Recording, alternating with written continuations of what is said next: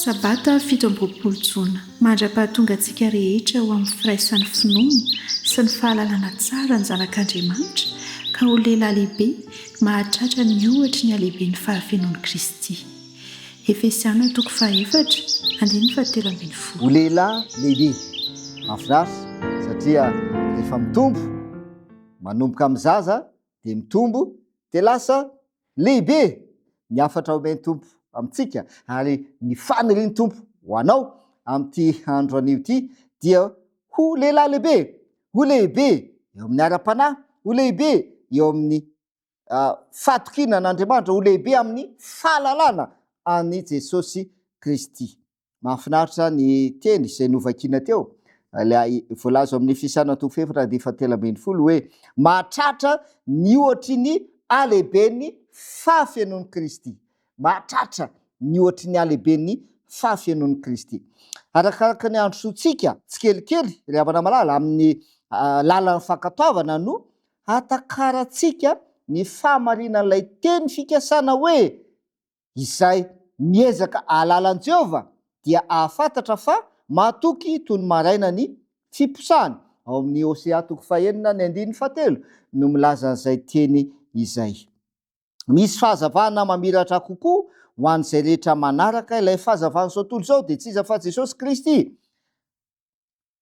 Izay rehetra mitondra ny ziogan'i Kristy sady vonona tanteraka hakatoy ny tenin'Andriamanitra dia hanao fanandramana ara-panahy tsara sy feno tokoa.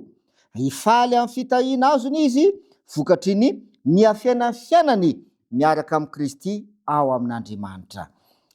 Dia ampiariny amin'ny sehatry ny fiainany andavanandro, amin'ny sehatry ny asa fivelomany, ny toriteny, ny tenin'Andriamanitra izay nataon'i Kristy teo tendrombohitra.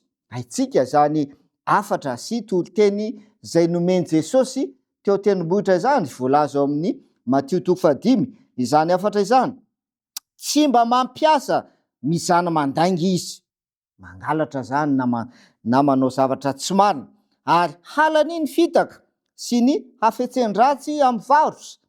Mahatsapa lala izy fa isany ankohona ny lanitra, ka dia adidiny ny mampiasa ny talentany men'Andriamanitra azy mba ho voninahitran'Andriamanitra. Taka ny fanatsangana ho zanak'Andriamanitra izy, ary izany tokoa ny isika.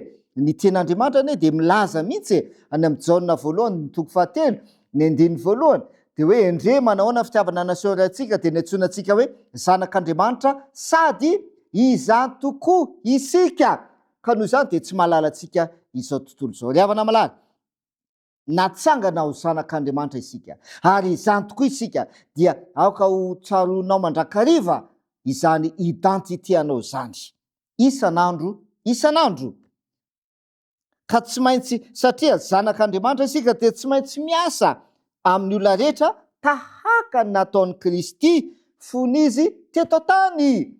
Zay le hoe mitombo amin'ny fanahafana an Jesosy Kristy, satria Kristy dia zanak'Andriamanitra koa izy, ary natsoina hoe zanak'Andriamanitra izy teto an-tany.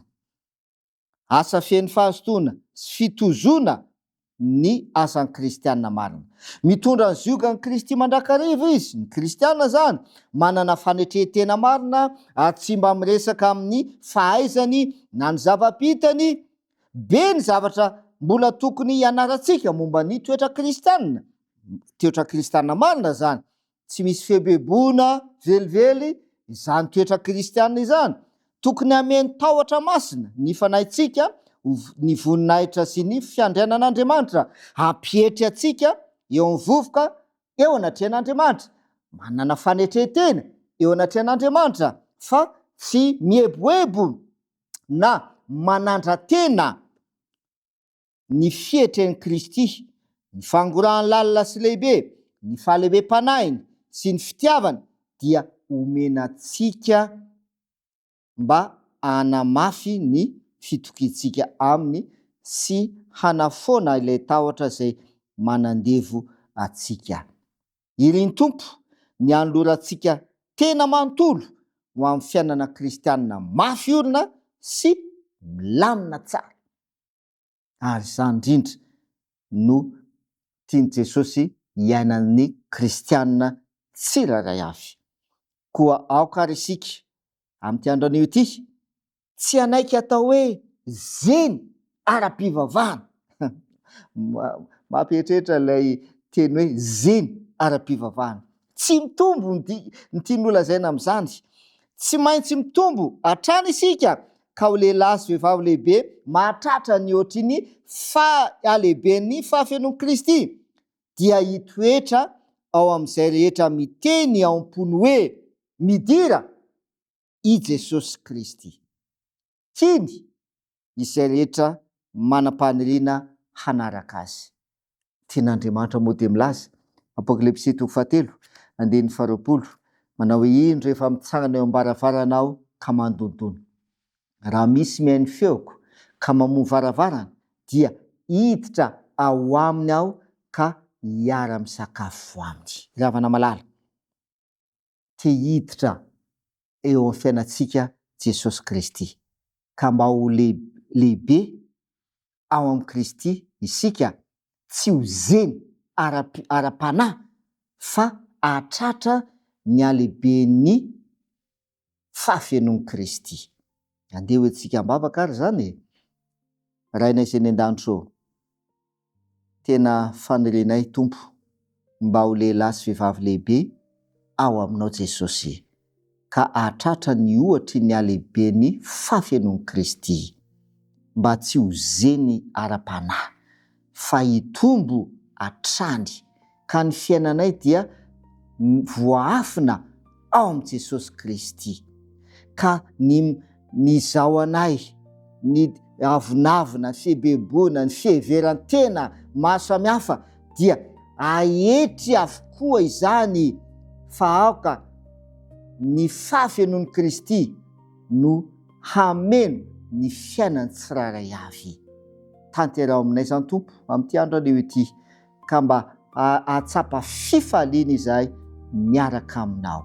Ny talentanay dia ho ampiasaina mba ho vonay traorerany, ka hitombonay amin'ny fahafenonao zany. Amin'ny anaran'i Jesosy. Amen.